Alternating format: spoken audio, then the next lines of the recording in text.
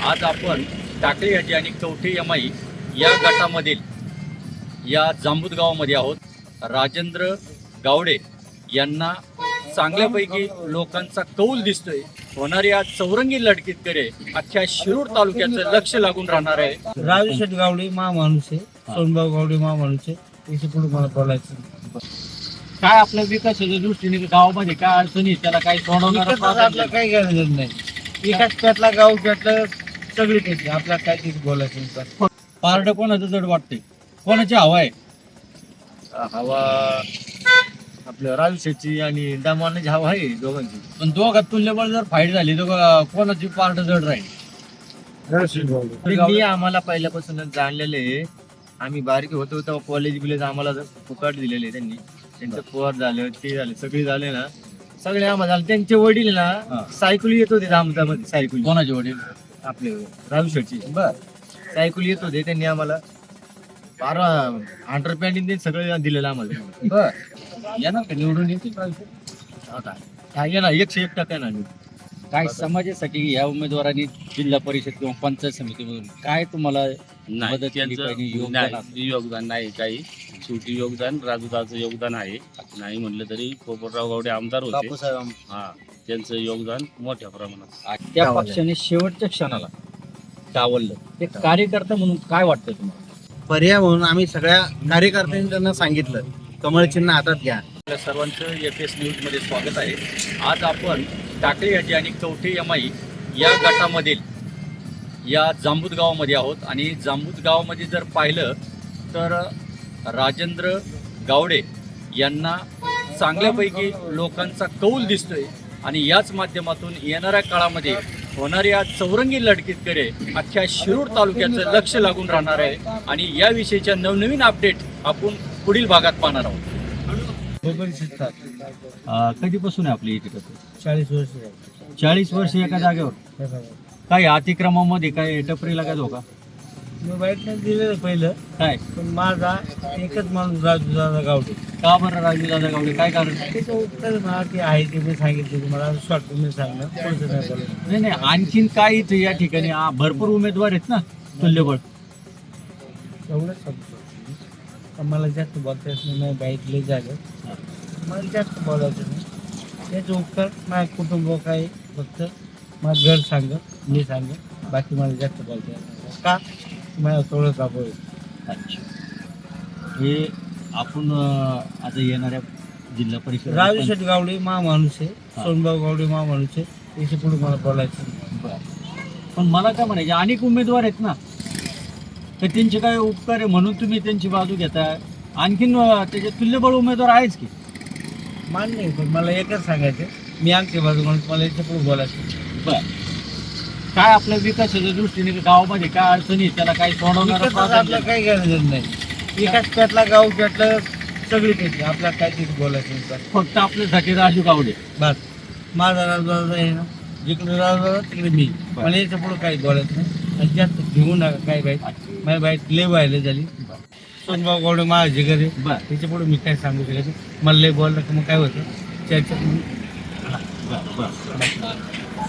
तर काय झालं तरी राजू दादा साथ सोडणार नाही असं तुमचं ठाम मध्ये. काय राजू दादाला वातावरण चांगलं आहे का? तुम्ही समर्थक आहे म्हणून नाही, पण आहे का वातावरण? नाही बोलतो, बोलू नका. तुम्हाला पहिलेच सांगितलं काय लोक तुम्ही बाईक माहिती दिलं मी बोललो कदम मळ्यात काय आता मतदान आहे का?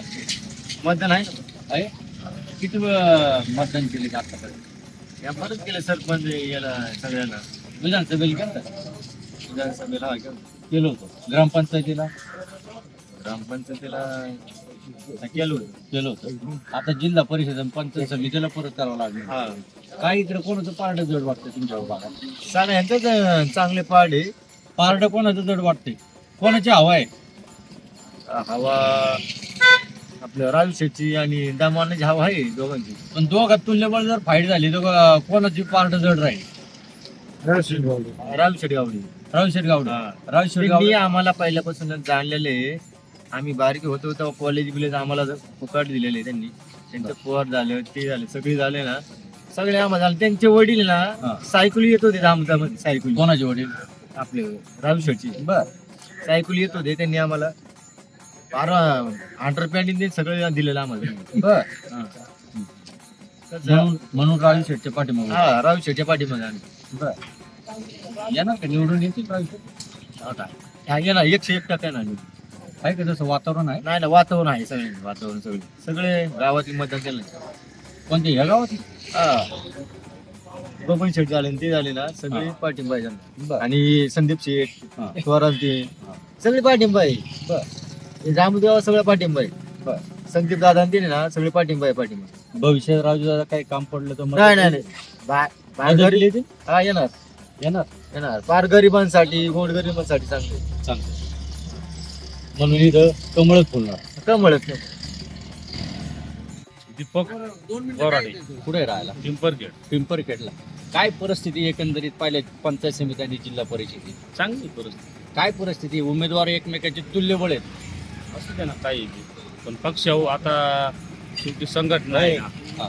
उमाजी नाईक संघटना बर तुम्ही ही कोणत्या संघटनेचे? उमाजी नाईक संघटनेचे काय आहेत? पदाधिकारी आहेत. हा पदाधिकारी बर, बर. तालुक्यावर. हा. तर दौलत नाना शिकवले आहे. हा, हा. दौलत नाना शिकवले नानाचं त्यावेळेस विधानसभेला स्टार प्रचारक म्हणून होते ते. होते जे आपल्या इथचे भारतीय जनता पार्टी गुणच होते स्टार बर, प्रचारक म्हणून. आणि नानांनी सांगितलं का बा आपल्या संघटनेने जे कंबळ चिन्ह आहे त्याच चिन्हाचं काम करायचं. बर नानांचा आदेश आहे. हा नानांचा आदेश आहे. मग त्यावर बरं मला हे म्हणायचं शंका नाही.